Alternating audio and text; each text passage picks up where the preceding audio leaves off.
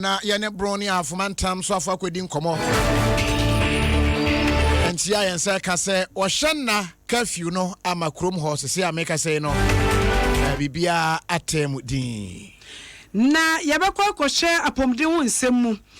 vaccination ya wadema enkwada ka se bebo mo ban afrin tanchem ene nyarewa hodoa no wachese ofrase no enne enema antoto yie saa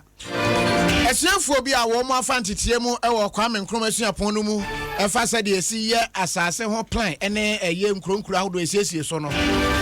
wo mo ahyase etu ho anamo kyekere design fofora wo mo de eba ene na yabete sabeto odwa sampanifo ahwehwemu ahusa Ghana ya hensam nisie nituo ane ne dwumadie mu enoma nchichiwa bi wo mu a ewo se ehwani esiesie yabeko kane mampani John Dramani Mahama so akache enei wode ato omampani Nana Dankwa Akufo Addo ene na bai enim se contractor ya woye kwamedan so kwan wontua ne ka na adwuma no wonya kwante ne nsam firi ho ensam no pi kawe ho anwumre yi ene abone beda yade esomo se Adom no nsia Kasiebo kwatrekwa Naket na ya yesomo as usual fieda eyetresom ena meyo Kofi Adomah Nwanwanii mene Ohemaa Sakyiwaa Ahwenepa ena nana Akua ACHEAMPOMAA adawe ya jealous tresom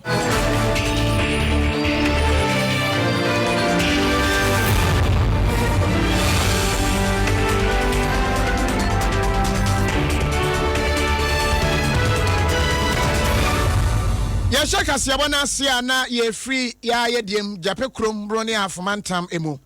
ensam ne de free ho eba na nsan temu no enye nsem a ede obi ate a wose a da bi abunofo de senka modom ho pa nti okoye deni chese asem no ye something which is there odwen ho a wonte ase den so no akwa se sumi na suja na mpanimfo yo kwan ye obetumi afa so na wo mu adum ne kra fi se oye se wudum no a obehu na asen aso e wo ha na chese akwa ye ensem bi a o kan na ne kan akwa ye den enam so ama mantam no bambo ye Rexec Regional Security Council no kwa setena adwendwen ho ahunu se asem no se wo mu anhwe na wo mu antu so na mo ntentem a anhwe na wo mu nsia no kra nwie no na nipa enan no ahwe wo nkwa na bi aba beka ho enam so ama nhyehyeye ne niema ekoso a Regional Security Council no chese sei o manfo ewo eye drobo ene doma empata mu meka say obia uradam kwa akoda efise efia anwumre no nsia no na ese obia eda wonna no akwahye wodam mu na ehwa yedin anopa nso wo mbe sori anopa ye hye news na asia na kese wo hunu se ebraso obia betumi asori apia bonten osafo kire se we ni kwan a wo mo fa so na abambofo na atumi awen kro emienu abra mpanimfo epe boto ano de kra hye krakra na enkonko bas we beka se we yahemeka we beka se ekumede hye ntime so kwa akoye bi na asundwe ebetumi aba Regional Minister opani osebobie eche se ogidie se de komye aba ewo kremienu entemu no ebeto aso saa Jamai South Municipal Assembly no ayako ne nana no matrankunwa ewo Japikurum akushia. In fact, I was impressed na neji pa we are ho na me say nana no be see bia no how mo pa yi nti asundua ye koye keka kora no nana no na de asundua ni hia ese enam de esinti enne dua afahye no dwumadia na eso mu di nyina mamre kwan so o matwe asai nana nso ahye ye bose ngetena na eye no mpompo nso pa de frɛ no clamas no ano nso watwe asai ne mo mamre kwan so na de hye afiri mu no obetena himfie na omo aka omo enya kwanya ne chamehena ofiri me ne maame nso adi nsa wo so mpine na kasakama akɔkyekyere omo ho kai ne nyina re efiri ho no nso ekɔ drobo nso yanze pinche na koya atrankonwa ne mi no drobo man hene nso ji efepa so ano nso di asomdwie ne hia yen e omo nyina ya nuanom Japikurum drobo ya nuanom nti enhyehyɛ a yɛde ato akwam aban de ato akwam de ɔhyɛ ato mu so sɛ anopa no nsia akɔhyɛ anwumre no nsia ɛna ɔmbɛtumi adi ɔmo dwuma ɔmo nyinaa hyɛ bɔ sɛ ɔmbɛdi so pɛpɛɛpɛ ɔmo mu aban mmra so ɔmbɛdi so Tina Opani Evans Osaibo Bie Brownie half man tam so afo awusi omampani anemu na wote ne no nti sabra make say de no nsia no sima nwotwa betoso nti obi a awura ne dan mu a abambofo na tiagu kromu a wo mo hwe ama bambo no emu ayire na asundwe no akoso atena ho sɛ de sesei ekono a na no ne ne ade hye wo empatam ho bi adi nkomo ebisa wo mo sɛ wo hye na no sen ene wo mo kyɛ so didie wo mu di so pa na nso no wo mbompa sɛ asundwe ne bɛyɛ ntem fi sɛ curfew ba saa no a ɛha wo mo wo mu a echi nkosua na adwene indomifo nyina sesei wo mu adwuma ibegu a no eno achi no kalewele ene chinchingafo no a ene sport ahodo joint no wo mu nyina ahwe a wo mu entumi enye adwuma no ti eba ne se ya na ha wo mu enwuma no nti wo mu nyina mpa ye ne sasondwe no ebe ye ntem se aya awraho se ba tani bia okani banguton eboani ma eboani kuruma ba hwene ma sabre ma me no obeda asora nwumre no nsia brebe no baka bangulu bewie ama aduane na bre manipa nya bia to adi school fo a beko school sabre akla oba man homework na onima de na obakwa abonte ma bia boa na adehiem no sabre no nsia wontimi mpie ababoa na ma me mabaya aduane ma ba wie ne se obakwa adehiem no na no nsia abo wontimi mpie the country to so of our hoodie basis, economic activities run it down. Eventually, business in the set environment, in a nutshell, it distorts the development in the set area. It is not good.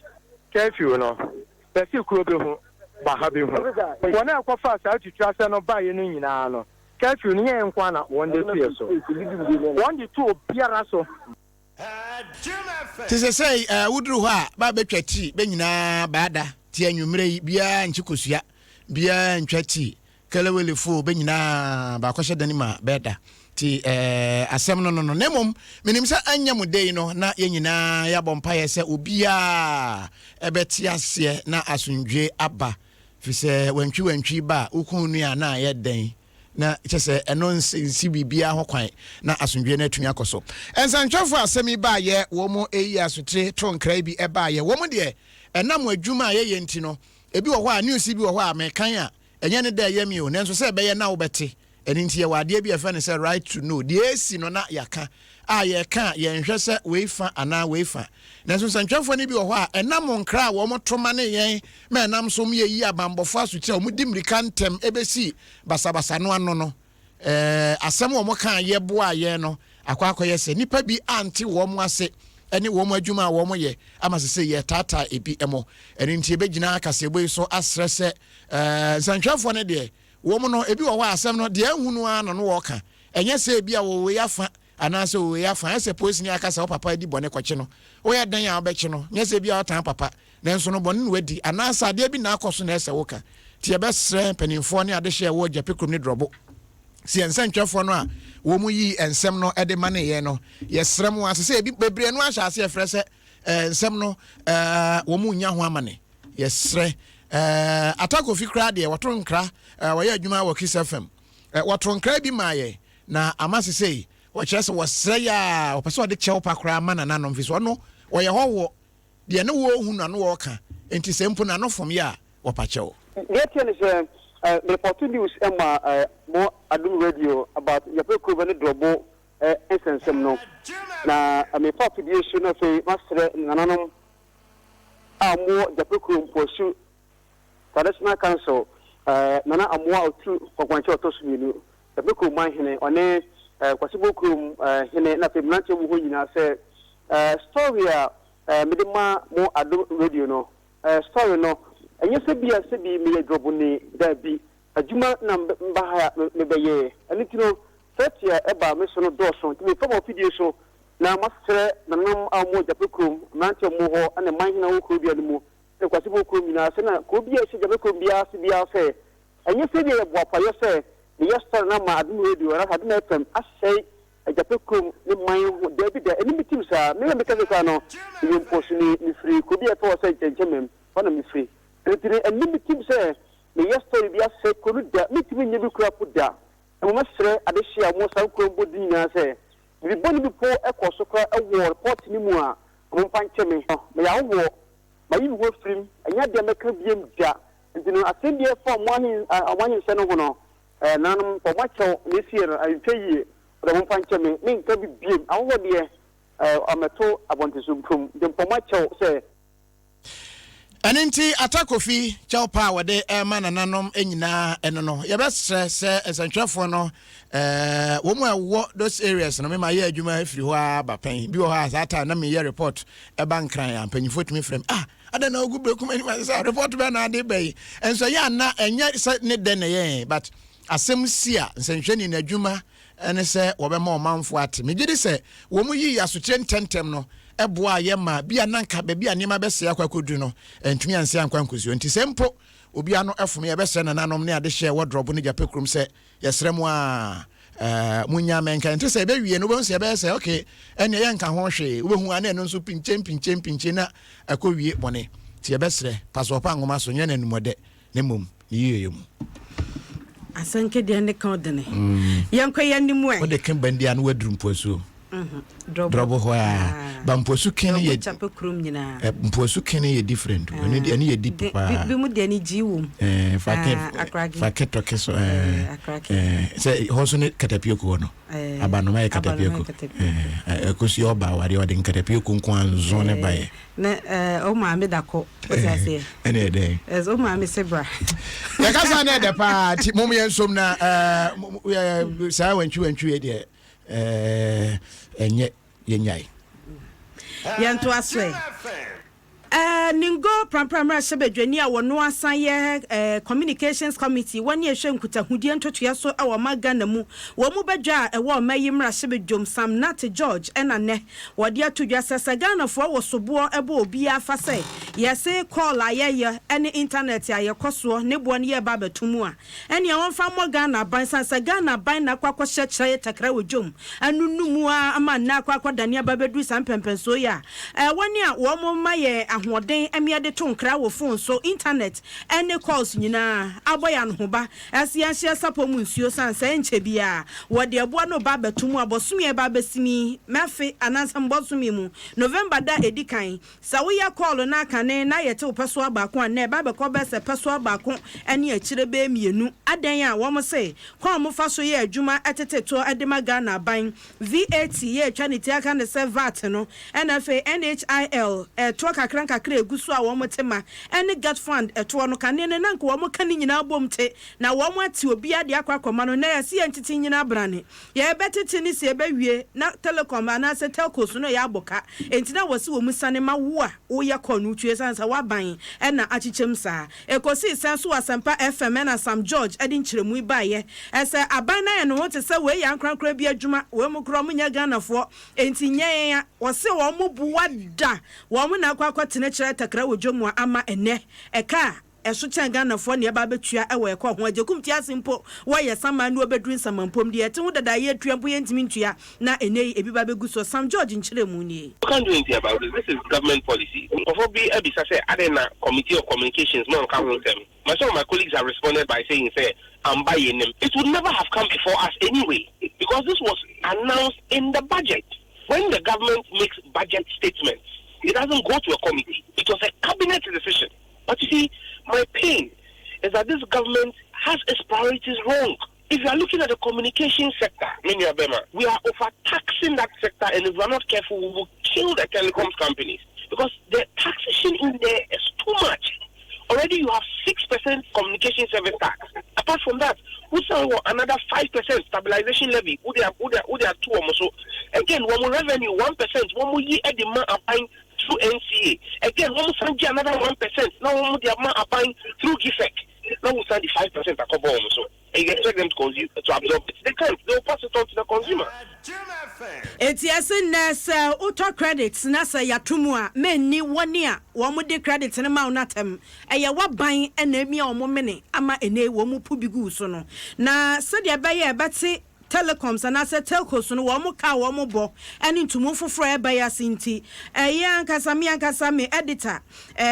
samini na kudowo na e wo fie ha wono de oye expert e base ye detail kosachi achechro mu nsemu a to na betimi aboanya so esamufo nkoanti na mom ne dwumadi a wodi e de ka samu adwuma no ho ni naku akwa baba wa wodiem ye nana ye nia both yo majimi enu ni nyina ni na ko yatesa yesi ye ba beto your course ni data ye de ko internet sunum ama ye nyina yesu wona wudi o machi o msesen em say asem dey say yaka bia am throughout this week na ni nche mu ni say me to me as a consumer need obisa me make say me here because me betu more but as somebody I me to say me di telecoms industry chief one but me catch you say is long overdue any dem man kan na me bo nti e de batwi mu ana che say ebra wo senka wo mutum no kra no pound kra o ma che ye bi pound kra because you say they be inflation echo up which means affect utility all the utility services we can say water and electricity obe san wo say mpran na wate e wo kroma a can say ye two telecom tariff muda nso so de bia ye two water mu ye two electricity mu ye kun sa nso so nso na idea kan we de ye two mu pe nso ye sa utility particularly electricity ye two mu nso a e kan telco for because omutia more power cost amount operational cost eco high ye two fuel mu de bia they use fuel use fuel for their generators near there and this is eco and so we na tariff no ejina bebe ejina na ejina bebe ejina no so enu je say taxes ni mu your be e no communication service tax 6% and no cap we double because we talk card no utia na we sanso use so utia ni nyina mo say omo shoulder omo absorb maye Uber transfer will number another telecom companies will be like mobile number portability cost wo omufa my customers no you will be a national stabilization levy by sanka ye be cushion Korea cost 2015 but up to now many workers no edaso ho government yin free ho aban share by 2015 na wo mawie assistant so obia ba or the promise say oh me ba me year free that's all telcos ni bi etia bi on ya me kire no na say ya na NCA council mu ton spectrum no mu ton $67.5 million MTN kan na to me to uko krobi so Tanzania ni ade no mu ton 20 million but ya de e feel say economy is strong enough say be telcos is enough to be able to buy it and says economy is strong enough to settle cause benya as kana e say economy to me strong e ma consumers who pay etua just say tariffs are say etua because VAT here can 12% in national NHIL any bakono get fund there no e be kan one akwa 17.5% e sales tax o na say e na say etua dada but omo farmer here but say so ma separate no exactly so ma separate no muntu mean aye reclaim be ndo say sadia na say siemu no Sam George asama o ka say aban na ma wo apia wo ama si enti na wo de ka ne ma ye and also na say so ye de bibia ba e no common monitoring platform ni e fe no to say abai popular say can GVG ni nyina no aban e strategy aban e di monitor telcos na be ya more revenue be free telcos no aba aban ho enti say obi a chesi telecom revenue say ye nyama bi e say ade o maka say ni o makushi ama ye no say ade o ma bre enti consumers no yes say ye tia enti no de ubisa me pa no krasam de any konso no eden enso Ghana for mene yo ni na kodo wona wono na wadi telco sechi amoma cheche numu a wate asenti ene wa me so yate ase se yese papa so pa nwoma so nyana nimu de na ne yemu ntra se bewe a wo so adwuma betimi agina enti na tumu na banti yenye mene enti every day na kwa aban na miamia wo mo wotuom na Kofi eba ni sei mene eba ni sei no they be already yetua dodo Tanzania na ye ka ho asem no Tanzania okra ye se omo ko ye efo ekra che ha enti eba ni sei ye se ye betumi afa ya megina Kofi Adomah nche na mefra ye nka nche me se cannot be rich and na say ye tuma no nche say ma o say better way o Okay, yankoi. Ebusua ya to Kasiebo no eso na ye call apomde hu nsemu. Na apomde hu nsemu no oman no dwumaku a ehwe apomde hu nsem eso Ministry of Health na ne nkrabata aka bom se wode soso nkwada num awo won nkwada mpane vaccination kese nkwada ya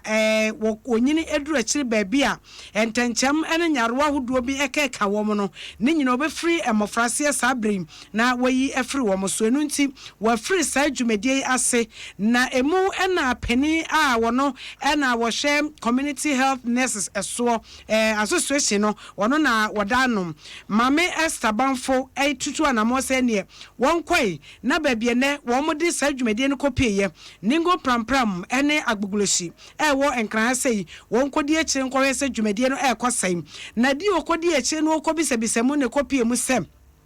ewo muso ofridwumadie na se de na nso ena wo hye awofo awo keka ene se de ode wo ma na eba no a enkoyie krakrakrakrakra awofo no entumi amfa enkwada no ama papa eno ene wo chese ene de wontumi hu de nti ekoba ne sa na nso abradwumadie no egusu a ekoso no awofo nkeka won ho sabe ya dwumadie no ebetumi awie mu die woni sentrofo ehwehwe nkomo ne se ya mofra ne ya ade na nso afin susu dwumadie no ewo fam ase obi an hyeda nim ne ekoso ba de me dane se okwa baby ade ma me fone ka school fone ka so madam nurse foi amba fi ameka enka yenim madam nurse foi amba fi ameka enka yenim to hwa wo mo ama ne bono na atumi de nipa eba kakra me hunu so se baby omo ye adwuma no so enye baby omo ye adwuma eye bre ye kokra im se ye ko baby mu hu ye baby omo be kiro no kra no ebi ni ho omo nkrata kuto omo nsem je se bi da omo stress so na omo atumi de akiro me se enkoyie papa.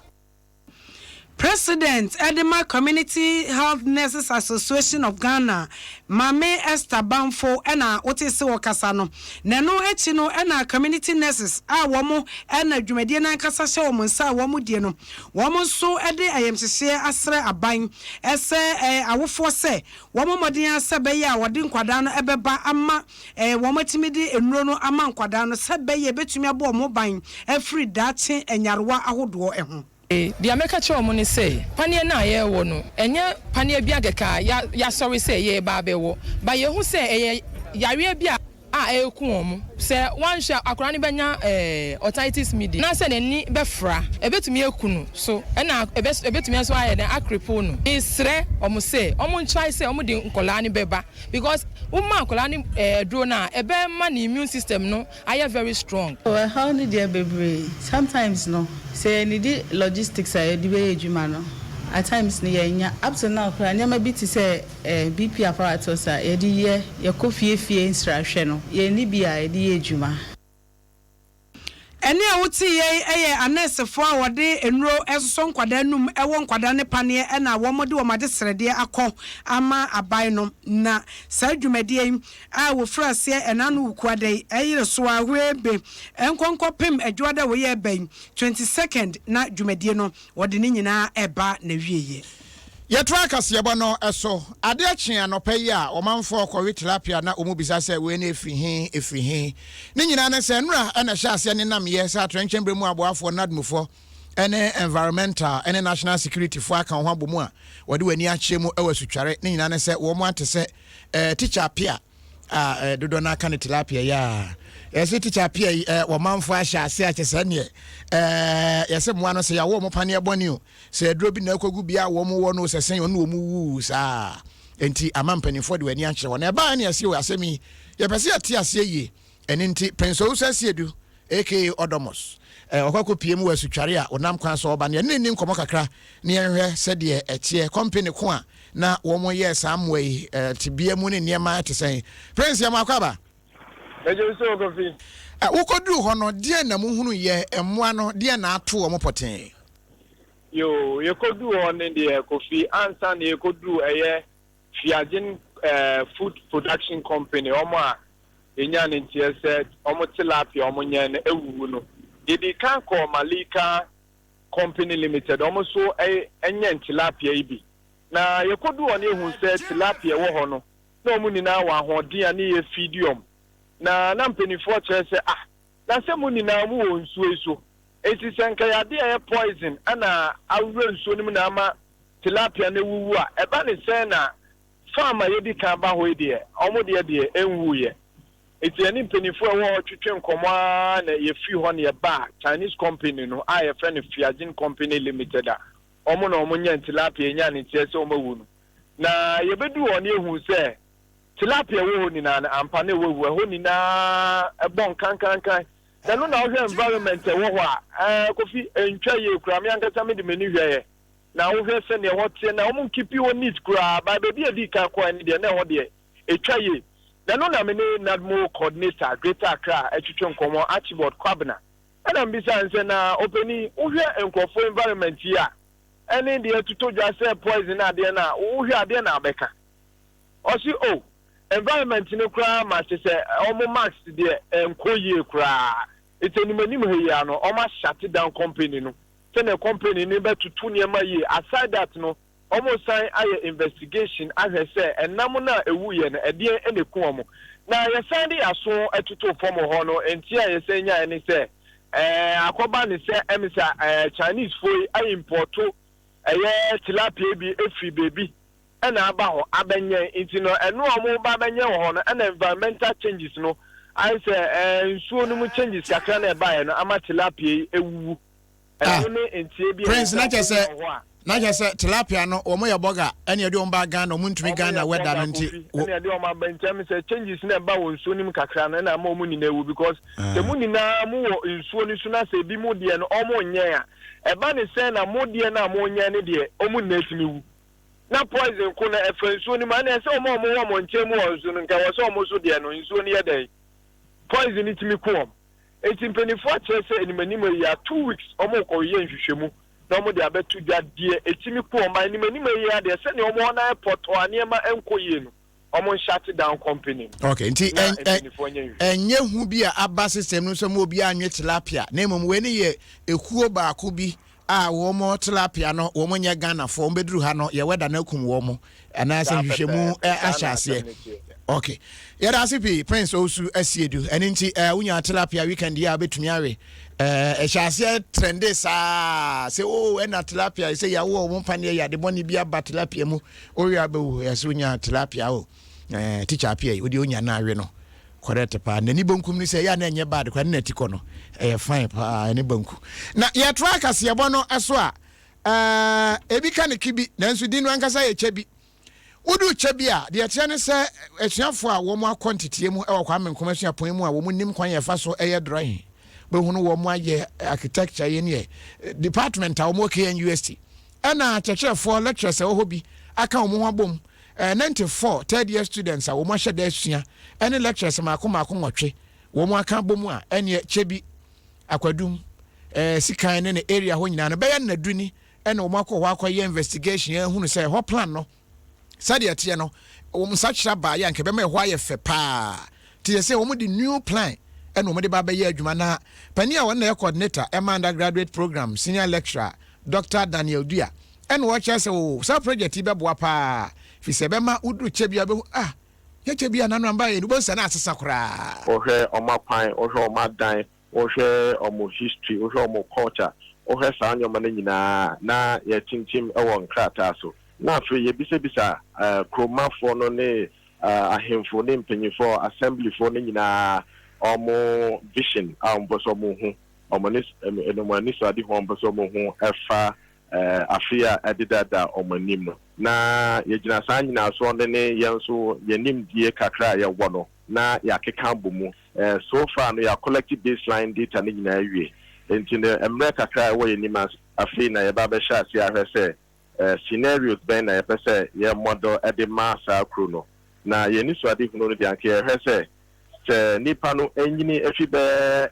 population mu for be 11-12,000 ekodu ebia 250,000 nyoma ben NSS digu akwemu ama abibia ekokama enti scenarios men sa ye hwe no ba ko ne hwe se ye betimi amodono as a cultural city ana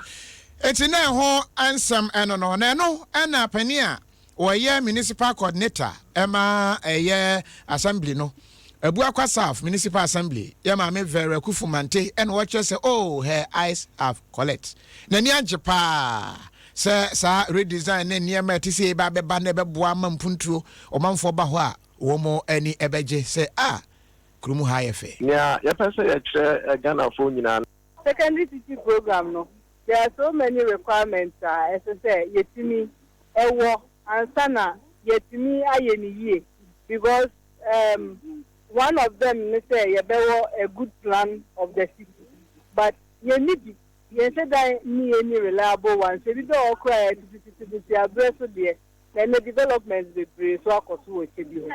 nti no untimi fe no enye adwuma di na we mu no ba beboa yen se na ebe ya yebenya but they are just helping us because it looks like every year we almost to see one place to go and this year God being so good no they chose Chebi and so we are just lucky ti yetri ye sa ene ma me vera wo chimu na wo chenyine amwati ofuripani echese nani agye ho pa na emoa bia ne ahoden bia omuhia bia no na se obeye aboa ama atumi akoso na dachi bia no omanfo abache bi ene mpatamu abehwe Yakwe nim ewo ensem no fra Adom 106.3 FM kwasofo adwenche no bra ewo Facebook live ye streami ewo honum bra no seto kromondo enyu minim ni din it is still also honum and wadeba executive director ya was service to humanity leadership organization ye chanity aka ne seto na one Afriweek International ena Akua wadano na osebo nsu wose omaga na mu ha saye pediama akanie ene wone edi akire wo mu ntam atwe na wone edi kan wo mu didi ye hyepe wo mu furuso ayemma na wone edi akire nso so da bia wo mu afonfon ayi nkonka ene enfa hunsobo nyina emoye nananom hemfo ene kwan ye faso si ahene ene sede Ghana ya henie tie na wose nya Ghana hanko abibima mu nyina ya henie hyehye no eno ka ho bi ena amabrofo ne de kra befo aso na ene na kyase kodwoto asasa no kra na woni Adom Kasiebo mochitwemu ene wochem se ye obi so e kandini so dadom ano a se de Yesu Kristo kan na kyase one ne wo mu nyina akoa oyesomfo na so Ghana ha de ye obi so yo hene a e wo se nipa no kunu ho chim ni moja ama no nom abra nipa ni wo na wo se ni nyina ka ho bi ena ma Ghana ha ya henie ama yenhyehyeye aseye a woni edi kan wo mo edi atitim na woni awi so de wo mo da fom no the institution of chieftaincy na eye encrophobia almost say almost the right to rule over a people. That is at variance with the principles of leadership. Leadership eye achede aye de som ahemfo no ensom enipa no the som ahemfo no. And one thing about rulership eye you can only rule over what you own. Entina the hene osa not to nsasa no they are permanent chese kroni ni nipa mu wo nyina ne dia. And meka hemfo a say it's a violation of man's purpose. Enye Ghana hemfo nko ahemfo ba bia basically yesumo and no human being is worthy of worship. I don't care your status. Wey ayenana osebo nsubrofo no di twato no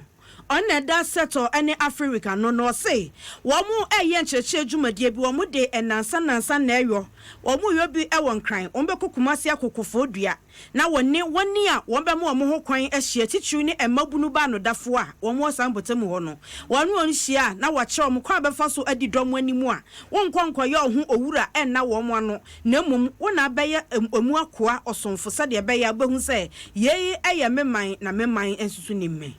Mostly in Kofoka say the bane of Africa's development is leadership. But you feel say leadership ain't your problem, but rather the misunderstanding of leadership and the bane of Africa's development. And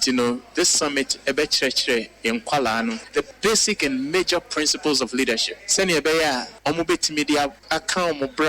If you say who develop those principles in your life, it's easy for you to perform. And until most of the time, leaders and so because Nipanankasa and Shane with those principles into so leadership a service. And you believe say the principles of leadership, which is the principle of service. Etienu achino enu ade hyehyɛ gu akwa mu sɛ October de atoso aduonu nson na kyesaka be sɛ na wɔtwene kakra bi a eguso wo bɛkɔ University of Ghana Lagos na wɔne awranum bi akwa kohyia emabunu na wɔn ayesa enkyekye adwumadie no no wɔse Kumase nso November de atoso miensa enu wɔbɛkɔ KNUST Kofodua wɔn bɛkɔ honom on the 10th ɛwɔ Technical University honom na fo akwa kohyia emabunu na akasafo a yɛhwɛ kwan so bɛba dwumadie na sibi Anas Arimiyaw Anas Kojo Asante Lloyd Amua enafe wono ankasa nana Oseibonsu Yatoa Kasiebo no so akọ eye Kanema Mpene John Dramani Mahama akache na Kanema Mpene John Dramani Mahama ekọ brone ahafomantemu yeji ene pro MNC mu na eho ena wonam so ede adesade ene asem ato omampani na nadodankọ Akufo Ado ene na bai enim wo chese abra wo ba be krope ena wode contract eye kwan contract free kwamedan so ede ko atebubu no ema contract na wode ma contract na contractor ne frase na wo ye adwuma no ana sebe fofie antwata ene edua abamon ema nam so a Ghana foto abati a wo mo ema wakotena opposition ye wakotena opposition anye hwe ne nka baiba na so free bibia se a abanfoforo ba ono so etoa so kesenka mampani na nadanko Akufo Ado ebefro o meya banwa kese etena asuim contract de amadada de nko behwe tuaka amadwuma na koso atoa so a watoto adwuma no asawram ama sabre kwan no anwe ne se contractor a wo ye sa adwuma no wagya kwan no ho emamu montimon ka ne honkro ne banyina eguo ya amanfo ote wo no bra no wo bre eno ena ema Kanema Mpene John Dramani Mahama ekopie mpotebo na nani hunu se kwan ya mede ma contract ansa na me ko eda so egu ho anwe ne se a yenye ye wodam so ede asem yi ato omampani na nado anim so wosre no a wode na ban wontimi keka ne mensie ne no wontua contractor no kese obetimi ato akoso aye adwuma no de ama adehye a wo ho no Nedi kan Madam Wasene Mabotre ebi se emre a yehye se yebedru ha no emsa cake kakra na agese yesimuntem and so sena ye dream se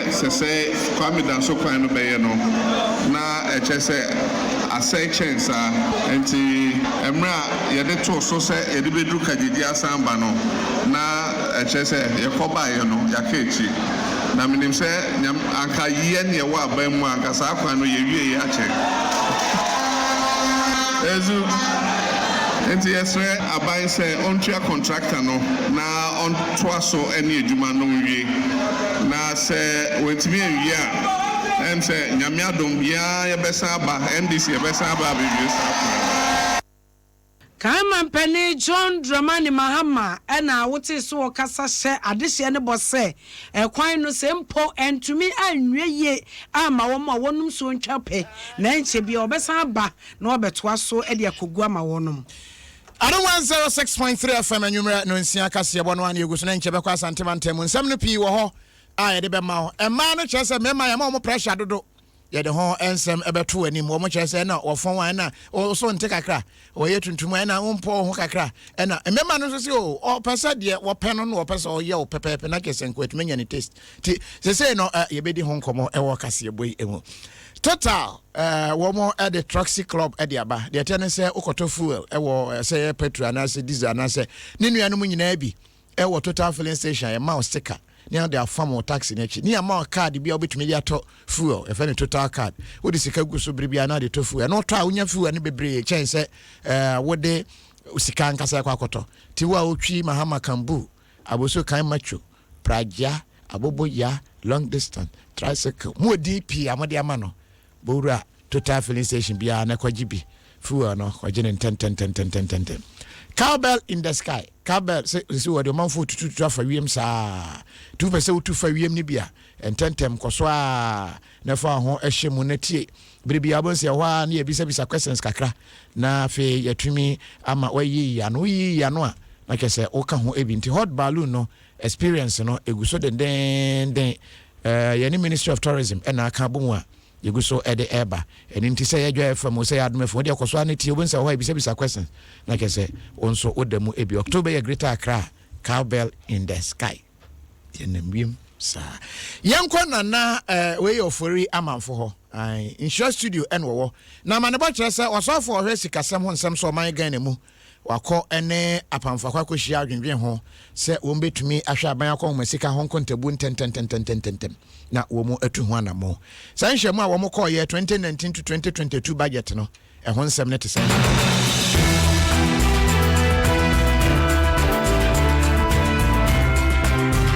aja for yamanfo wote yanka e makwa baba nkran wo besom na ensem nkyeremu wo de atwaye so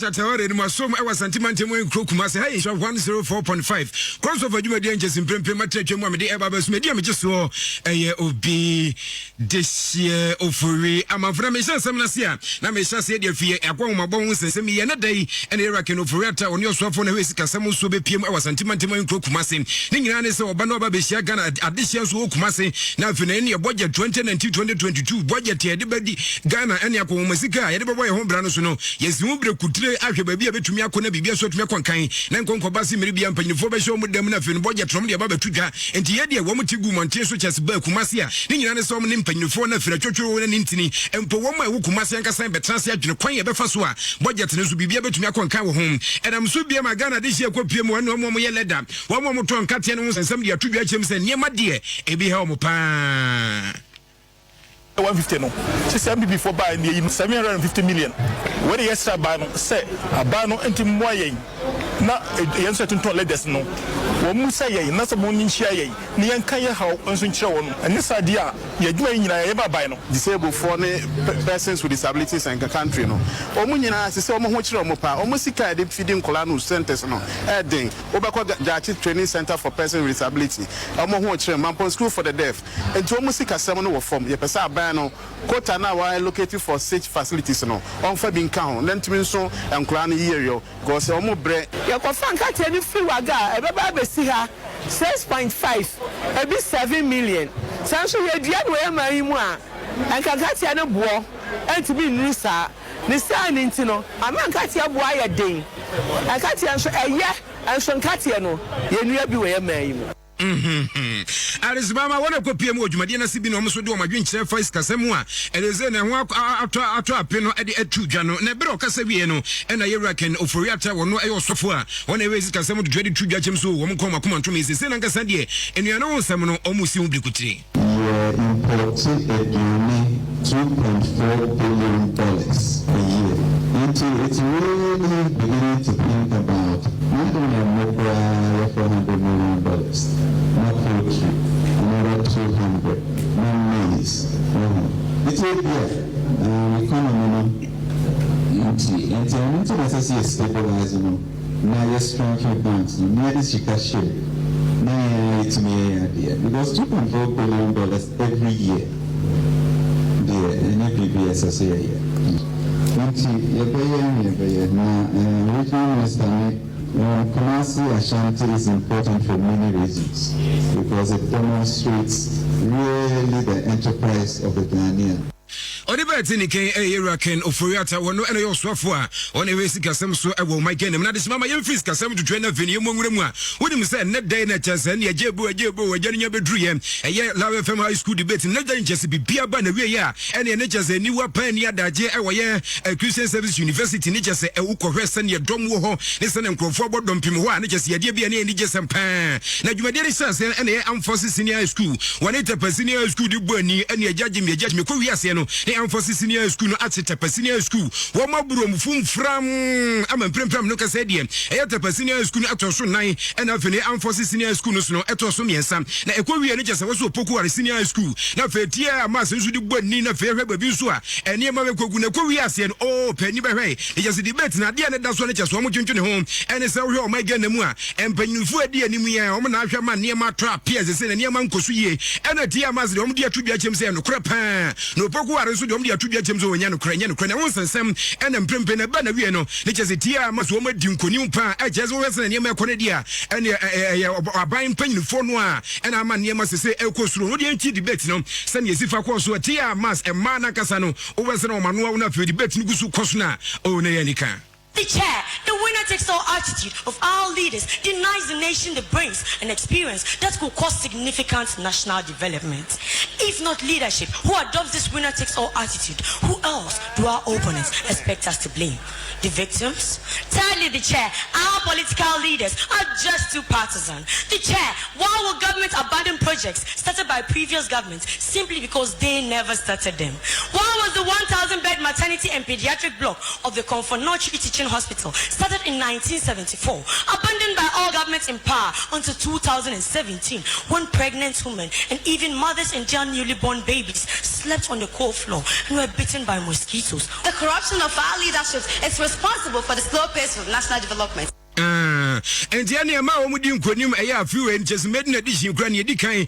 Love FM high school debates na chas homo no ebubo mu na bra dwumade ne aba ne we no ene ya deta ene Alhaji Said Yakubu wono so no ekopie mu wase bia one asuafo ntwetwe nkomo agusom se aso adwumade ne aba na we na mu na mudi nkonim na digisam kran etesen. First of all, I would thank the Almighty God, and secondly, I feel very ecstatic. No, hard work they say pays. So it's through hard work and determination that we've come far. Did you see this coming? Yes, because we really worked hard. And we weren't complacent, so we knew that we were going to win. The grace of the Almighty God, and also the help of our patrons, and also our hard work. So what's next for Hawa and Meredith? They should just watch us for us. And then as you have for me, no, I just say, Jeremy Agaya, over schools, I would do Junsia by Yaches, somebody can Eddie Munkonimano, and just somebody wants to send to be in a church from the Tubia James Home near Japan. I'm a modern bar, my bonjomushanimu, as any of you, Bessim Yomo Bound, just Homo Ben Yepan, Nabia Suna to me, a concadas mamma, a quana was the Grana Boboanoa, and yet the Bezian Bama Coin, and Medi crossover, Medi cross with Free Kumasi, and shall 104.5 Echemuno, a honey just a medina, a Besidiam just a Obi this year Ofuri I'm going to make a Jolate was over to you. Yeah, ya tonka ya som ewo enkran ya betwa so. Adom 106.3 FM ya twa Kasiebo no so na yawura ensem foforo emu. Ene na ye ko akwakoshe sade ye de Ghana mabunu dache ene omo bra efa na somanfo beka ye amame ekuasa na danso ano no ena na wo hye enhihye foforo bia wode ba ya wose national youth policy wode ba begina so akanya Ghana mabunu ahwe omo den ahwe omo masra bia edu omo so omo bu oman no a wo mbe hu oman no bu toten nanso se kokosi ya ne se me no ti he da so ti abc mi na afei na aban ase abamu a wose ba bekanya mu se dudu ayenum no se da bia betimi and the and I'm so Ministry of Youth and Sports wapa bedwe bia ye technical committee ya was say wo mo no mba be Kenya sa national youth policy no mu na o mayimra hye bedwa efie nwotweni a wo mo ye no asa waseti ase ayesama ntwentwen nipa maku dui owura kwasi Evans Inkum ono ene ade na to ano so won kwa probo awo Ghana fana nyina ene o manfo nkonkodi nkomo na won fa ntoto ho enhwede ye a ebetimi aboa Ghana mabuno Minister Isaac Kwame Esiama woni Adom Kasiedi nkomo ene wo kyerɛkyerɛ enti a aban tu anamoyi 2010 and a national youth policy and if you honor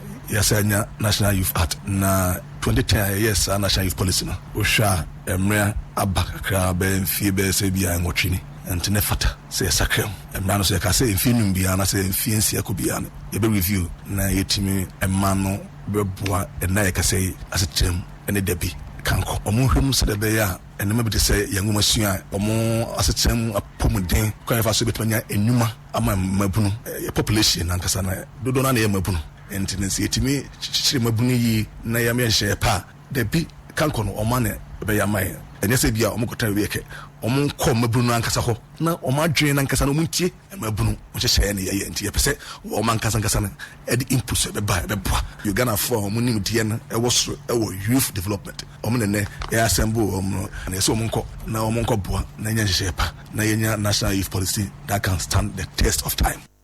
Opening chemu anti Ghana central for the into a pusu no bio pusu nyaka eno omo se na opani wunyi ni se national youth policy ndo odane ba bi na mom MPP for said ya mo hye Ghana mabunu bo ne ya ba e be paja mo si akonkwa ne ya ba betete aduani ahye mo anu mu a mo amhwe afedi afi ne sia kire mo no ena mo pasa mo kokofa national youth policy na afi mo pempam di bi femfam ho enti asa mo yanso na mo bua campaign promise na na mo ntimunti na mo de kokoche youth policy me na o se o da bi Ghana eye mabunu no dia on say global trends sesa o man suma e wo mu emu hye sesa ti wo hwa ye ne ankasa ye won hye ya e wo say timi e man e bambi hwe ye ka free senior high school planting for food and jobs entrepreneurship project ye nyina na mabu na ya ma we nyina se nya finance expression o ni wan e be no o hwe ewiase so a te bi Ghana nya Ireland ye wo AU4 so o mo action plan bi a o ma launch 2023 and so horma se hwem ana o hwe UN so a sustainable development goals sane ma we nyina no o mo hye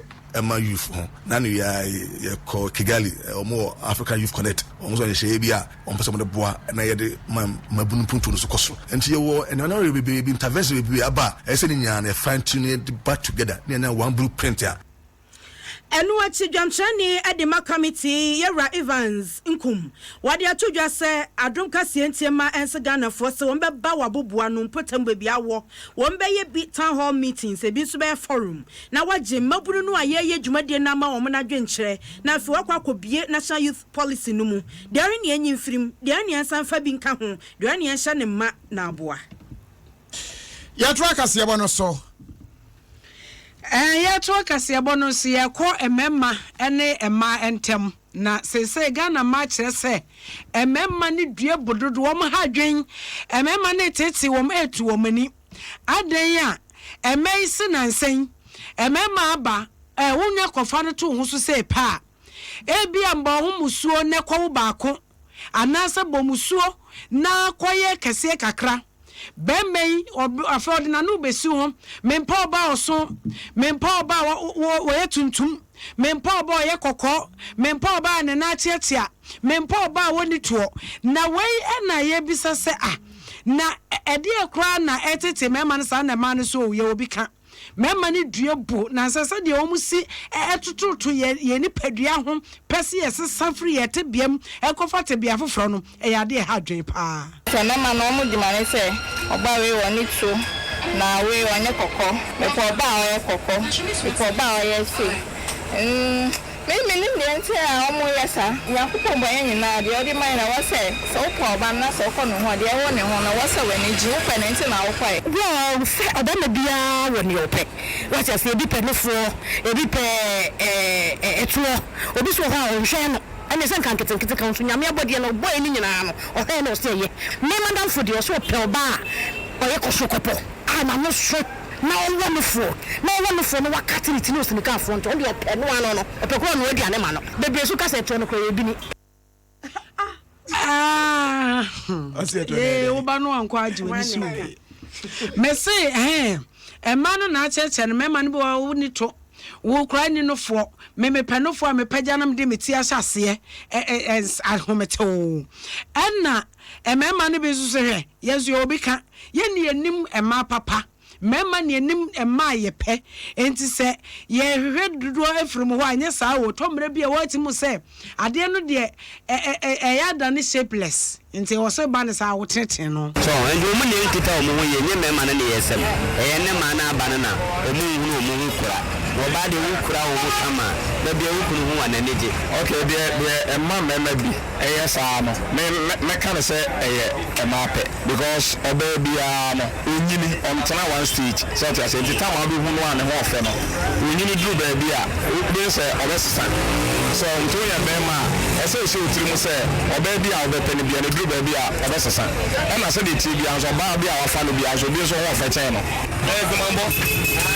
Jomambo pa ne ma mema ne yesa Jomambo so I say because I say because I catch say obalo oni aya na ayi so kan ama no mo kase sa na ami ha so on ye ni awo bia no which is ebia first and no mo kwa ni abeka o mo to be kase na fo de du ba na ifia bi ye ni abeka no wa ye ni ha obwa memma na eka no o mo se to o mo se tumi hia kase bi pa on tumi se kase no widie no anwode wom e bia de o hia no nya wo se mani bo wa o ye kase sa fe wo bakwa no odjoko hojo kote tabraba na o si ode ne ye hwe nye ye biem na wei na ye bisa married counselor Oscar Siripi and was here a memano a tactics and one a display was a memano say one no ya na so pekwadwane agyawo a afa no akofa ba woto ahi woto ayekese wonofo ayekese adodo enofo se medim tisha se ntimi nkata so no amafa saa ayi enitie kwan so akwa na nse agudie na so omde ya clear every one way saa na counselor Oscar Siripi eka. So for such a person also to come back and come and say this year no it will be a white man and white thing. Sometimes it's true that because you fear or they go out of the relationship. So that's what people do. Oh, okay. Yo, Oscar Siripi counselor ewo awadiem chenetena wadie coach and worker no say memma no sabe bi wo subambone na yi wo mo na wo hwire esi ha no awoso wo kosia no apete na ye yi wo mo saa. Ya twa Kasiebo no so ye fia no mu de na ye kɔ aware ene ye bisa se oba ne bema hwan ne ma aware gina ebisi o oba ebisi o bema asem ne ye chinjejia me ye se da bi ye nkɔ wo mu ahye da asua wopani wo ye sociologist e wakwa me nkɔm asua pon emunidin ne Dr. Ohemaa Manu anu wo hye sa kan tete no na ma bro mo asepa ne technology nti ma they don't break anybody omumu my 22 years old parabe for ofran dofu eje ya menu wuye oje fi oja stores kuma se oba na ware ochaware ase obwani kuna obobra and then tisa ma ko school amani mo right ama are exposed to social media you foreign media influence films we tend to forget the social force that affects, that influences today Ghanaian thinking. And we are always talking of get your honor, you say, Obane Warrior. And then mommy, I don't look at our culture. Our culture is dynamic. And our baby and who goes through what you say, or no, Koto, our brethren, and one say, I have some four, I June 4. Some ran a crowd, no market, do one home. Hey, Tetano. Hey. Doctor Hine ba manu chesa tetene na ema no kra na ye fa wo mo homa we de agise ko bi se na nanom se no kra nso still no what ho lack of na Doctor Manu Sanchez say ne ma wo ma ba no eni ti aba pa wo mo akọ school wo mo aben wo mo na ware no ade papem pa ejira su bebre ye belief systems ye Christosum ye Muslim sum eno na ye fapem na se ya mamre nsensem ahobrase na edi wo homa na ye show na tiase ene de twamti. I teach sometimes. I ask my students this question. Me say why na so worry udu kunu why na nopa I was say or say kete or say both why na also odidie both why na also no aduane both why na also see adie both. This is the thinking today. Your friend androgynous thinking. Today, women wear men's watch. And what you know, I did back where Sahajin and Namfor poku on lips a lot in people's marriages. And then the mass media, baby, any ati, baby, I want it. They got some say, Yamia do no baby, not to ask myself, say, Crocono. Because the man and yes, ya brine, Yansa, who mutunisania, and brassa support to woman. Why we are very doctor. Dania dokrende obe win Naket na akwabo ahene wo akuapem akropon na otu owusu an wo kye se de wiase ne sesa no ka ho bi ama bibia sesa ma wade akra akọ ne high tech na esesenka ejina oba so awo ni nti mo fe wu won wie a obema de betimi akọ ye mri so no se na ma me no ene okọ ani okuru be ka no ena wonye we kese as it is no. That is why you know, always in tune. I have back challenging because Upesa was real no, I told back here in Hupasia. And the Obama tea, our radio or Bano, and my friends also want to be an Yam of Wow. And she said, now won't be any of the 7 years, no, I saw Bano, no shame our dear. Hey, teenager say ho asem no asem we dey aye debate kura wo me ne man intem wo studio ha but me Dr. Ohemaa menu pa ɔsɛ tete no mekɔ akɔbisɛm ye marriage counselors no Mr. Omoa ya yɛtufo awawe mufo ho yɛnyɛ careful onipa yɛ nyina yɛ nyɛ pɛ enti no ɔbɛma bi wɔ hɔ no mo a ɔno no ne ɔno ama ɔba na di no kwa ne fɛ ɔso mo ɔba na yɛ ne fɛ obi yiri yare pa yare a enti but both no dey abrochire na wo also electoral Ken University or say or trade no bisa why na sorry also secretary both why na so no aduane both why na say o sinema both nti both no dey say na tiesim why na hwehwe aduane okay say if na kwete aduaba ne brother Adam no both there be no if sorry sorry temper no nam garden as one go share onu chika from Kofi go dia ba Accra Adom totora amram kan nam ne passengers en beka san fine pa sama futi Adom totora ya su face adaroma ya kubu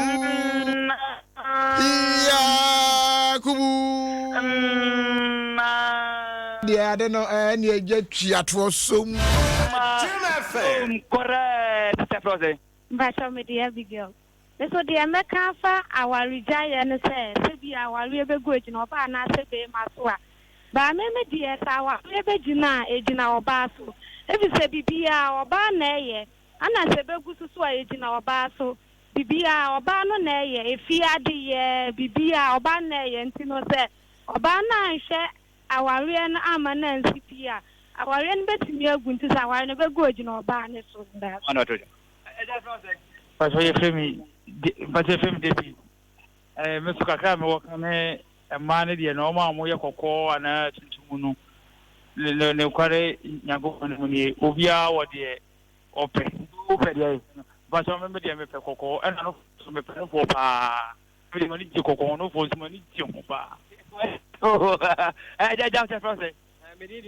Dennis. But on the American Alpha, as one now, they are so credit no sooner. You better buy no. Let me say, about 2 years, Celtic and you here in the Memamio or Crasacra. Or look at me, someone and name or Hana Minya message empty for from November 1st. Already. Better to say, best say, if upon another, you need me. I can't me for 2 and because that's why you're there to see the best and when you do because you're back communication amount of and to form. Now, be a communication is more be a medicine. But one follow for now, I just profit. Media Kaka, mechanic say, with the Atoya collective, you are top black and white. If your boy can pay time. Another the Maya, just yet, Mamufon, the Omo, who Omo Penny Point, the on my arm, who but Tom, and no quan no more yet. Yes, on Henry Subay, and I have bread. Namase. Not have to be just a yes, we. It mean for Kabia, but Nanado Sautia, Nancy, I don't try to know full trend. The woman for trouble, no, I know it tells you, say, people are not happy. You. MTN, mobile money man,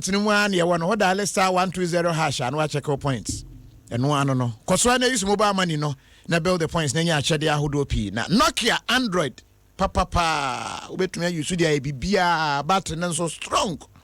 Yes, hopefully no use. And immune booster number 1 and Akua FS. We can do for multimedia. Jeff Menimuheya, audio drew high, watching meaning circuit fit no, but as I'm pack fit. And you at net yapum, yasha color, me color measure as a blue one at top and to give some as will be a yellow nail. So I mentioned them pink. Yellow pan, yellow. Men can make color yellow, but yellow for me. I don't know. Charles says be Bishop Bennywood, Charlie yellow no squad. Oh, blue no yes, tight. Eti watching us okala na bra. Blue ye mema kala. Blue ye mema kala. Enti wo de oba, edi mo ho no a kokomlemlem ho betumi age okwa FS. Beboa mo wanyi ache na ahoden atwumi abanti health work no for ho ebehye mu bi wachina na yentumi enkeka ehumo matisa transformation for mo ba mo badwane mu nyina momra da sanso na Green Hand Junction of Kaneshi Swan Lake hwa honso ubewura hwa Center of Awareness ubenya bi ho Grace Homeopathic Clinic brani internet ne wapum na apumuden no NCA na oyare no homeopathy treatment pa yemfa ensa oyare na Kingdom Ginseng Power Capsules eboa wo kotodwa oba bia wo hia hoden bia no ebi beko ho na o breakfast de emare mfika bel gold da enne emupi onomo eda yemu che na chese kwamunya ne o na Fresh Lady Capsules emano eyi menstrual pains free ho SNCC mu VRA very romantic area to kura badwese no apaya boy no SNCC mu fine na ho ato oyo be man so a Fresh Men Capsules eboam yenya hoden fe odwonso no anka wo oda na joba dwonso be 75 mesra problem about her Fresh Man Capsules ebi sisi ni nyina yi free ho na tabia heba mesha malaria drop papa any fever no ya ba we fa cha yen say na yen twan fine voice of the day no amro na mum Vodafone future na exciting Vodafone business solution yeguso pese we internet na ye adwuma na bribia wo browser na wo ye niam na bibia demu a Vodafone eno a ene betumi ama already minister are ready and na CB any women capsules e man ni mema nyina mo dwonso be koyie yi bibia free kwan num na atumi akwaten eno ane se obenya CB men ana CB women wo madaro ma de Kasiebo no asi mi di Kofi Adomah Nwanwanii na nankrato hene the one enwumre mene Ohemaa Sakyiwaa Ahwenepa mene nana Akua ACHEAMPOMAA yadusia ACHEAMPOMAA ye ansene bekono na wotwe awie ye me dedicate malo ya dua donten ade the statement now catch training no so why you late na some training baby sasa na opinion then why late abaka say stupid statements to Ghana journalists na crane asem no mu ya pa nti me dedicate weekend ni nyina me yakwa akwadwen ho ahwe say free na koyehia na anu bedi nkomo sa gimefo anasa nyansafo a ni nyina we ye trim na wonim ayi bachelor GH o se me kala no be se nti o kina oba yellow o nyame ya doma yellow no anu wonim I mean ya be me ba me ebe mo se me ko blue o eye Spain na wotim se ni abre o se nka news no no apese o kai bi na ya ma no kwan am na nka bi nti fa che ye wai emre ni nti ya da wasepa happy birthday come Papa Bills and meaning say you are collecting your eyes and inti na feeda moso no enye easy cry and so happy birthday to Papa Bills double the action double the condom double the zangles Papa Bills and enjoy happy birthday ade say feeda moso de ba o de ba de na baby ade na my dey no birthday Papa Bills happy birthday to double the condom and the zangles and the